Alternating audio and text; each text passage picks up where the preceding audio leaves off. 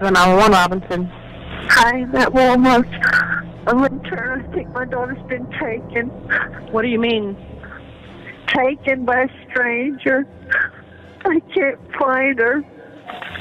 Okay, and she was last seen with this man? Yes, he said he was going to McDonald's and he hasn't been there because the store is closed right now. I had a bad feeling about him. Okay, how long have you been looking for you? When was the last time you saw your daughter? How long ago? About half an hour ago. I don't want him to kill her. I should have told him no.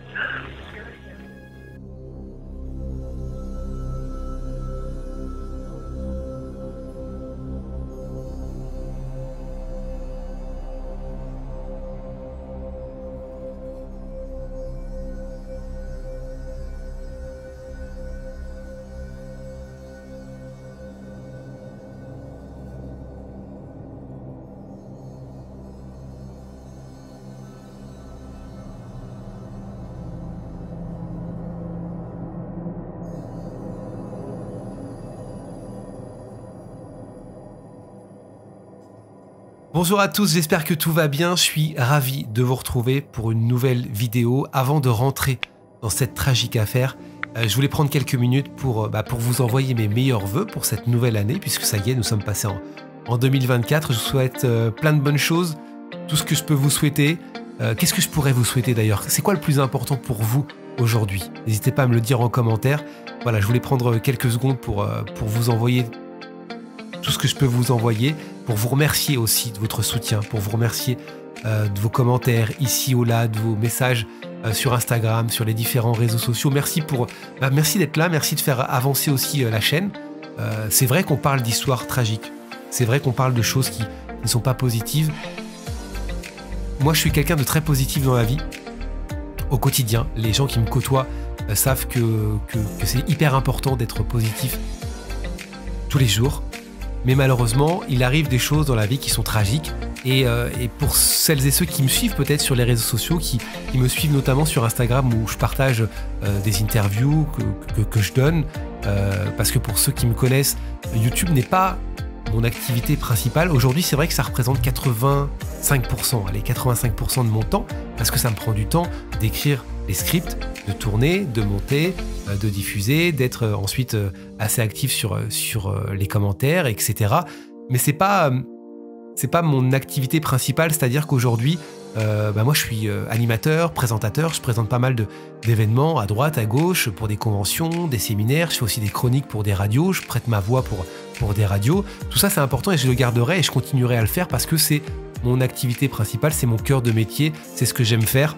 Peut-être qu'un jour je reviendrai en télévision, j'ai fait de la télévision, c'est quelque chose que j'aime.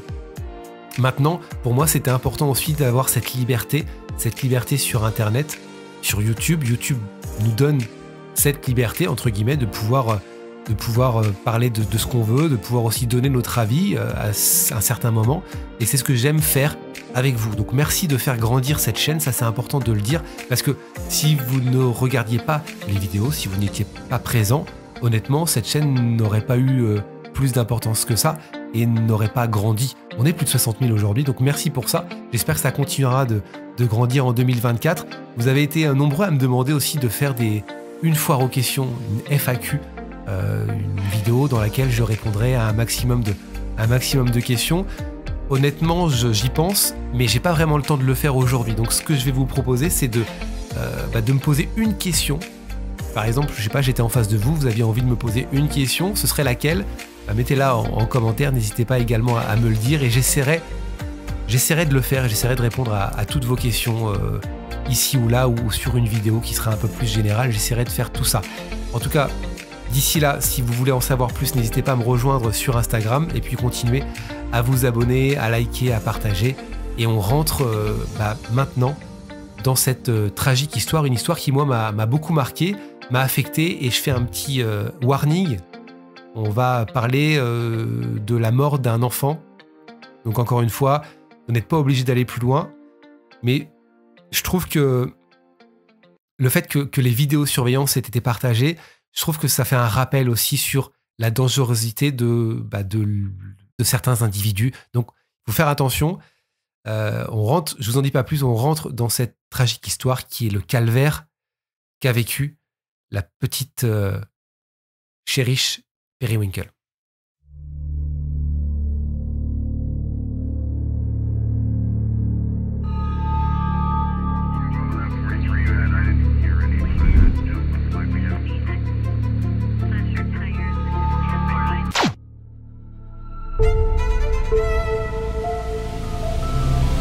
Nous sommes donc le 21 juin 2013.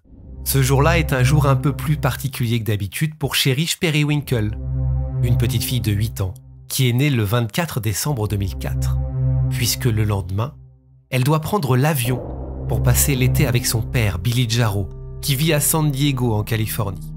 Cherish y passe quasiment toutes ses vacances depuis que ses parents ont divorcé, c'était en 2010. Mais c'est essentiellement à Jacksonville, en Floride, chez sa mère, Reine Periwinkle, que Cherish vit, dans une maison, non loin d'un parc, dans le nord-ouest de Jacksonville. Elle y vit avec sa mère, avec le petit ami de sa mère et ses 2 plus jeunes sœurs, Destiny, 5 ans, et Navea, 4 ans. Ce sont, vous le comprenez, ses demi-sœurs. La distance entre Jacksonville et San Diego étant trop importante pour que la garde soit partagée, c'est donc uniquement pendant les vacances que Cherish voit son père, malgré la détermination de Billy d'avoir la garde exclusive de sa fille. Cherish, c'est une petite fille décrite comme pleine de vie, joyeuse, qui aime les autres. Sa couleur préférée, c'est le rose. Elle est créative et elle rêve de devenir artiste. Elle avait la vie devant elle, Cherish. Malheureusement, quelqu'un va lui enlever.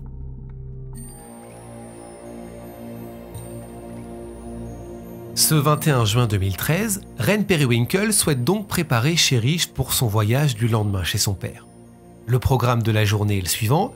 Il faut faire les valises, il faut qu'elle lui lave les cheveux et puis elle veut lui acheter une robe pour qu'elle soit belle pour se rendre chez son père. Financièrement, ça c'est important de le savoir, c'est compliqué pour la famille. Alors Aaron, qui est le compagnon de Reine Periwinkle, qui est le père des 2 filles, va donner $100. $100 qui engloberont, écoutez bien, l'achat de la robe, plus le taxi du lendemain pour se rendre à l'aéroport. Vers 19h30, Reine emmène donc Cherish et ses 2 sœurs au magasin le Dollar General sur Edgewood Avenue. Et comme Reine n'a pas de permis, elle n'a pas de voiture, eh bien elles vont marcher toutes les 4. Il y a donc Cherish et les 2 filles, dont l'une est en poussette, qui accompagnent Reine jusqu'au magasin. Il est situé à environ 20 minutes à pied. Une fois arrivés au magasin, Reine et ses 3 filles vont passer du temps dans les rayons de vêtements, principalement, quasiment 1 heure. Reine sait qu'elle n'a pas beaucoup d'argent pour la robe de Cherish. En décomptant le taxi, eh bien elle n'a que $40 finalement. Elle craque pour une petite robe blanche avec des cœurs rouges. Mais le prix n'est pas indiqué sur la robe. Alors, elle se présente à la caisse, mais le prix dépasse le budget. Elle repose la robe en rayon. Elle se dit que tant pis. Finalement, elle va devoir se faire une raison, il faut oublier l'idée de la robe, c'est trop cher. Ce que ne sait pas la petite famille à ce moment-là, c'est qu'un homme les observe. Cet homme a compris que Reine Periwinkle était dans le besoin. Cet homme, Reine, va en faire la connaissance à l'extérieur du magasin. Il dit s'appeler Don. Il a une 60aine d'années. Il sait que Reine n'a pas pu acheter la fameuse robe. Il le sait parce qu'il a questionné un peu plus tôt le caissier. Ce Ron engage la conversation. Il est avenant. Il a cette figure de grand-père qui rassure. La conversation va durer environ 15 minutes. C'est confirmé encore une fois par le caissier qui voit la discussion se faire à l'extérieur. Sa caisse donne sur l'extérieur. Et c'est aussi confirmé par une caméra de vidéosurveillance située à l'extérieur du magasin. Don explique à Reine qu'il attend sa femme qui est en train de faire les magasins. Et au détour de la conversation, il lui dit qu'il a une carte cadeau de $150 chez Walmart. C'est un magasin situé un petit peu plus loin. Et il n'en a pas vraiment l'utilité de cette carte. il serait ravi de lui en faire profiter, pour acheter des vêtements aux filles, notamment. De toute façon, c'est ce qu'il raconte à Ren, sa femme en a encore pour longtemps. Il la retrouvera un petit peu plus tard.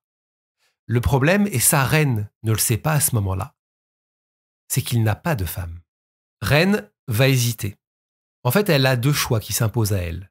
Soit elle décide de rentrer à pied, chez elle, à 20 minutes, avec ses filles, soit elle monte dans le van blanc de ce Don et se rend au magasin Walmart, qui est situé à 10 minutes en voiture de là. Et vu qu'il commence à pleuvoir, et qu'il commence à bien pleuvoir, eh bien finalement, la décision qu'elle prend, c'est de monter, avec ses 3 filles, dans le fourgon blanc de Don, direction le magasin. La fameuse camionnette blanche arrive au Walmart, comme le montrent ces images de vidéosurveillance, il est un peu plus de 21 heures.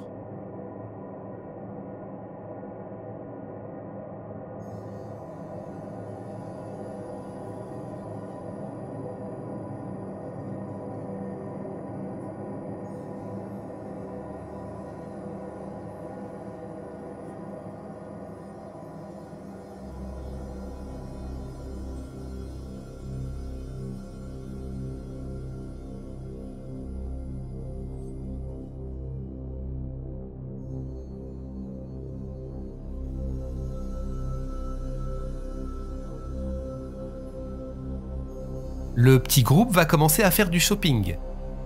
Quand je parle du groupe, j'englobe Ren, Destiny, Navea, Cherish et ce Don, qui est là. Et ce moment, regardez, est entièrement capté par les caméras de vidéosurveillance du magasin. Ce sont des images qui ont ensuite été diffusées en 2018 lors du procès. La flèche jaune, c'est Cherish. La flèche orange indique la présence de Ren. Et la flèche bleue, on met enfin un visage dessus, c'est Don.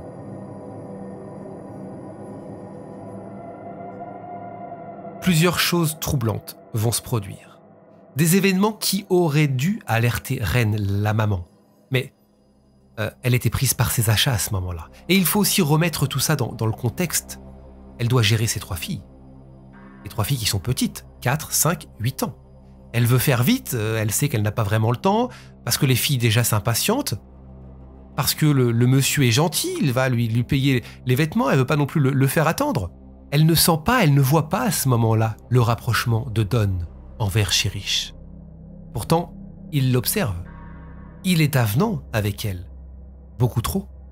Il lui montre des chaussures, mais pas des chaussures appropriées à une enfant de 8 ans, non, des chaussures à talons. Il accompagne aussi Cherish 2 fois aux cabines d'essayage, mais il ne rentre pas, il reste à l'extérieur. Faut bien comprendre aussi à ce moment-là, c'est important de le rappeler, que Rain essaie toujours d'avoir un œil sur Cherish. Elle l'a toujours dans un coin de sa tête, elle sait qu'elle est là. Mais Cherish a 8 ans, elle se balade, elle se déplace assez vite dans les rayons, toujours accompagnée de Don.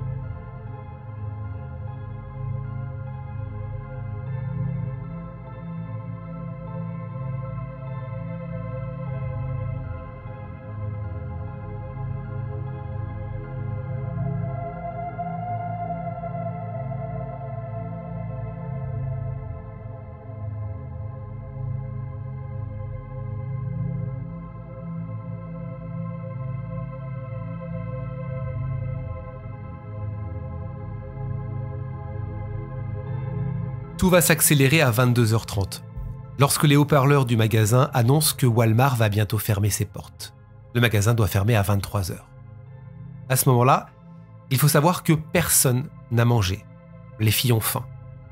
Alors Don propose gentiment d'aller chercher de quoi manger, pour tout le monde. c'est lui qui paye. Au McDo, le McDo d'à côté dans le centre commercial. C'est un McDo qui est vraiment à côté, hein. Il n'a pas à sortir.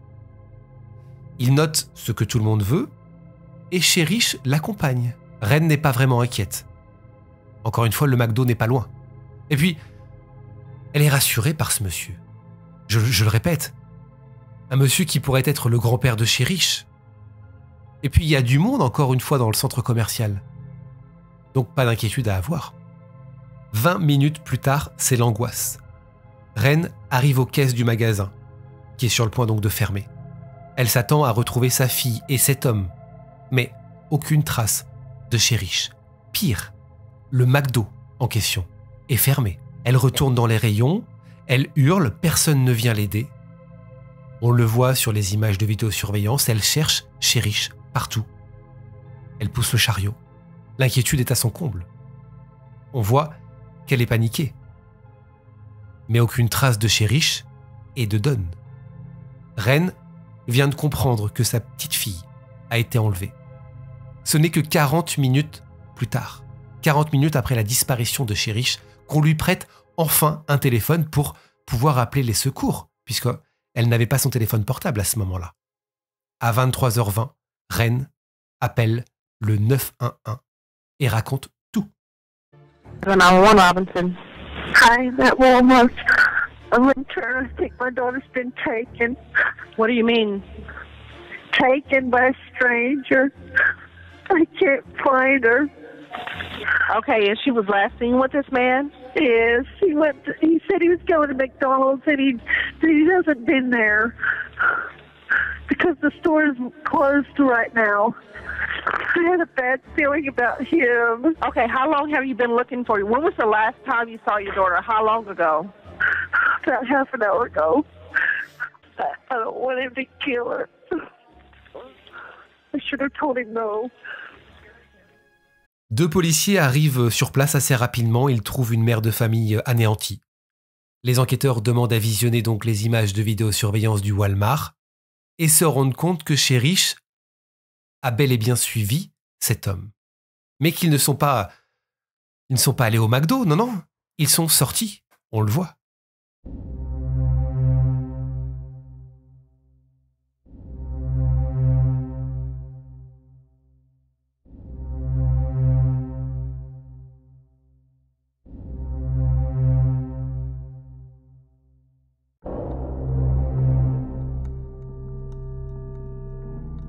Et ils sont montés dans la camionnette blanche de Don. La camionnette est ensuite partie, mais où ?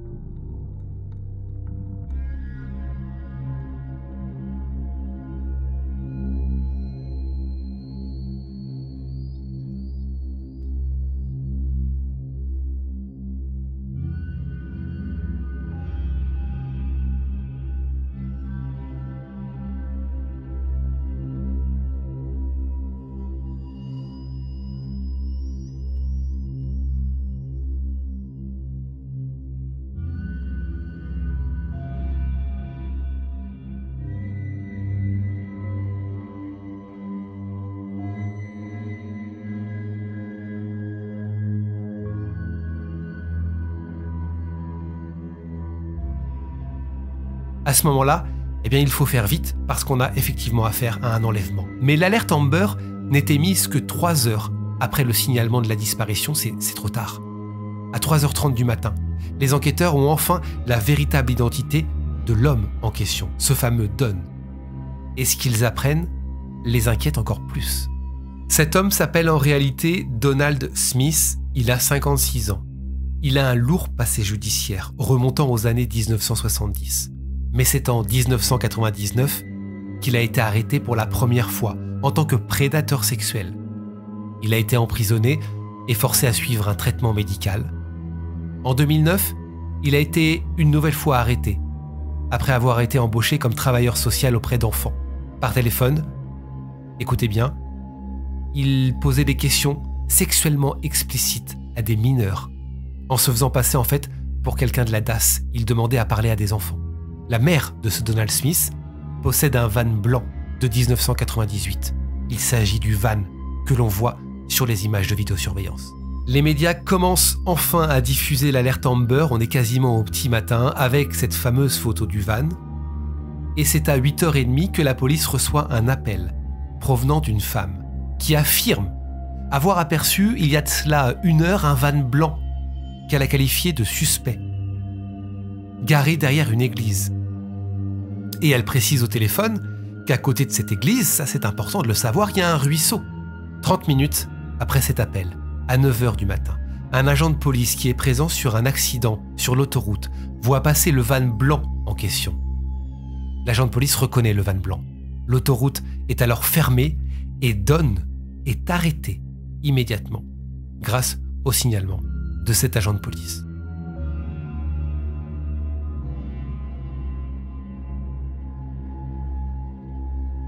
Une fois que le van est arrêté, il est fouillé immédiatement. Il n'y a pas de traces de Cherish à l'intérieur. Ni d'ailleurs les objets que Ren avait laissés dans le van la veille. La poussette, les articles qu'elle avait achetés aussi au Dollar General Store. Tout ça manquait. En revanche, lui, Don, est trempé jusqu'aux genoux. Comme si en fait il était allé dans un plan d'eau. Les policiers décident alors de retourner en arrière et de fouiller cette fameuse église, ce fameux coin où le van blanc a été vu. À 9h20, ils vont retrouver les traces du van, les traces de roues qui mènent jusqu'aux abords du ruisseau. Et avec l'aide d'un chien policier, ils vont faire rapidement une découverte, une terrible découverte, sous un arbre, donc dans le ruisseau. Le corps de Cherish, lesté par des briques et des débris. Le policier qui la trouve reconnaît immédiatement la robe qu'elle portait la veille, celle que l'on voit sur les images de vidéosurveillance. La petite fille a vécu l'horreur. Et j'ai décidé de ne pas vous dévoiler tous les détails, je vais simplement vous expliquer qu'elle a été étranglée à mort. Le médecin légiste remarquera que du haut de ses 8 ans et de ses 30 kilos, elle s'est débattue. Un ADN masculin sera retrouvé sur son corps, un peu partout d'ailleurs. L'ADN sera analysé et sera comparé plus tard à celui de Don. Le médecin légiste déclare que Cherish présente des marques d'étranglement et qu'elle est donc morte d'asphyxie. C'est ce que je vous ai expliqué. Elle ajoute que la fillette est décédée à cause d'un gonflement du cerveau dû au manque d'oxygène. Donald Smith est arrêté et interrogé. Il déclare qu'il ne connaît pas Cherish Periwinkle. Il explique qu'il a passé sa nuit à fumer accompagné de prostituées. Le problème, et ça il ne le sait pas à ce moment-là, c'est qu'on a les images de vidéosurveillance. On lui montre. Et en plus de ça, l'ADN trouvé sur le corps de Cherish est bel et bien celui de Donald Smith. L'ADN, les images, toutes les preuves sont là. Donald Smith ne peut plus nier. Il est accusé de l'enlèvement, du viol et du meurtre de Cherish Periwinkle. Lors de sa détention, avant son procès donc, il va recevoir la visite à plusieurs reprises de sa mère. Et à un moment donné, il va lui faire des confessions assez glaçantes. Et toutes ces confessions, tout ce qu'il raconte, est enregistré, filmé. Vous savez, c'est souvent le moment où les coupables dévoilent des choses. Ils portent, on le voit sur les images, la tenue orange. Et je vais vous laisser quelques secondes de cette conversation que je vous ai traduite. La mère de Donald Smith n'est pas vraiment audible, on ne l'entend pas, mais on voit qu'ils échangent, parce qu'en fait elle se situe derrière la glace. Mais on comprend ce que lui dit. On comprend que la petite, c'est ce qu'il dit, ne lui a pas laissé le choix. Il lui a conseillé de partir, mais elle n'a pas voulu. Il a pété un plomb, il a perdu le contrôle, il l'a tuée. Regardez les quelques minutes de cet échange. Ces paroles sont totalement hallucinantes, ça fait froid dans le dos vraiment. Je vous mets l'échange complet si vous le désirez dans les sources en barre de description, histoire que vous ayez toute la conversation.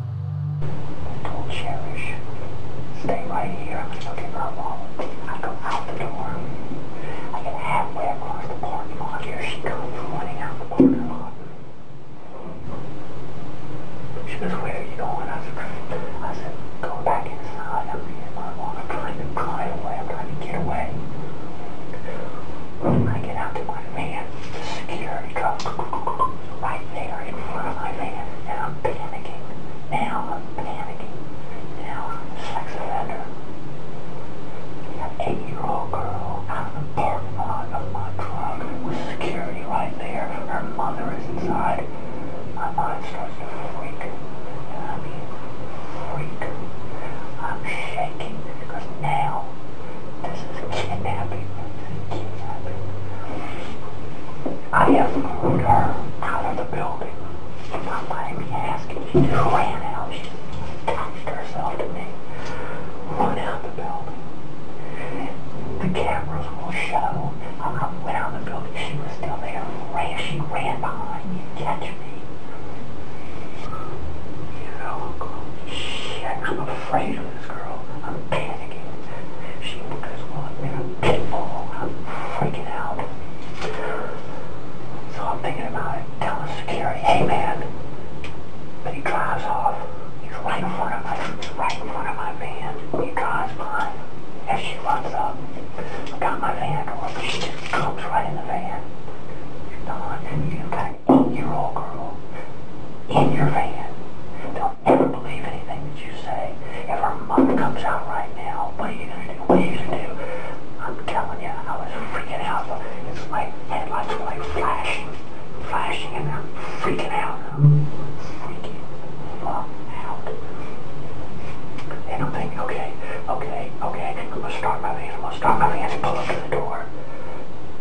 And then it's like, then what the fuck am I gonna do? She said, there's my little girl. 5 ans plus tard, le procès démarre. Nous sommes donc en 2018. Donald Smith a 61 ans, il va avoir 62. Les preuves dans cette affaire sont accablantes, je vous l'ai dit. Non seulement il y a les images de vidéosurveillance où l'on voit Donald Smith en train de quitter le magasin avec Cherish. Il y a aussi les preuves durant son arrestation, on le retrouve quasiment mouillé, jusqu'aux genoux en tout cas. Puis il y a un témoin qui a vu sa camionnette garée près de l'endroit où le corps de Cherish a été retrouvé, sans compter les preuves ADN. Son ADN qui a été trouvé sur et à l'intérieur du corps de Cherish. Et l'ADN de Cherish a également été retrouvé sur le corps de Donald Smith. La médecin légiste en chef de Jacksonville, dont l'identité est révélée durant le procès, qui s'appelle Valérie Rao, déclare durant ce procès, le 13 février 2018 précisément, que Cherish Periwinkle a été gravement violée et blessée sur tout le corps. Et quand les images sont montrées une nouvelle fois durant le procès, la médecin légiste, qui pourtant en a vu d'autres, fond en larmes. Elle demande une pause, elle demande d'interrompre le procès.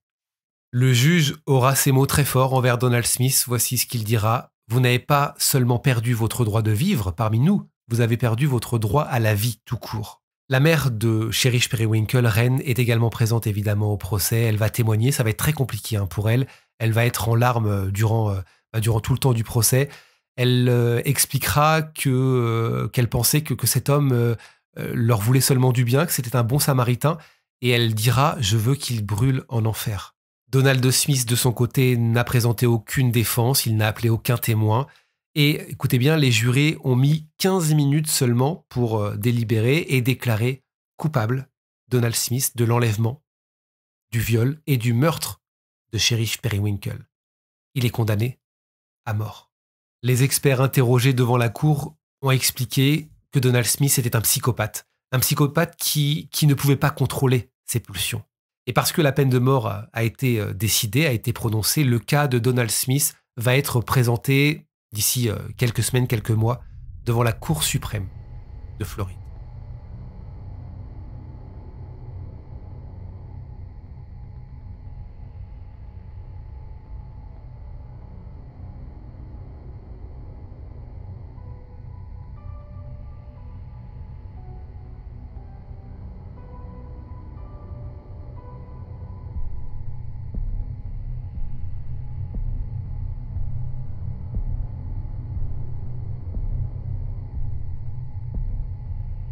Voilà, c'est la fin de cette histoire. Je vous remercie beaucoup d'être resté jusqu'au bout. Je vous avoue que j'ai eu du mal à finir d'écrire le script de cette histoire, surtout quand on voit en fait les images de vidéosurveillance. On est plongé littéralement dans l'horreur. On voit ce mec qui est une ordure, qui en plus propose son aide. Enfin, tout est horrible dans cette histoire. Et quand on regarde cette petite fille, le visage de cette petite fille, et qu'on se dit mais non, mais quand on la voit le suivre, et qu'elle lui fait totalement confiance en fait, elle sait absolument pas ce qui va lui arriver. Et ça franchement, ça devrait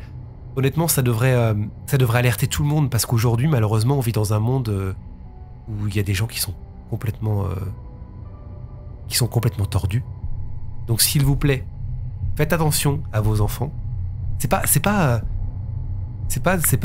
faire peur ou quoi que ce soit, c'est juste simplement faites attention à vos enfants. Ayez toujours un œil sur vos enfants, que ce soit dans les parcs, que ce soit dans les magasins, parce que la preuve est là, on ne sait pas ce qui peut arriver. On ne sait absolument pas ce qui peut arriver. Moi j'essaie toujours de faire attention, et encore une fois de parler de ce genre d'histoire, ça rend un peu plus encore peut-être parano, mais des fois il faut être un peu parano juste pour faire attention. Vous voyez, juste pour garder un œil.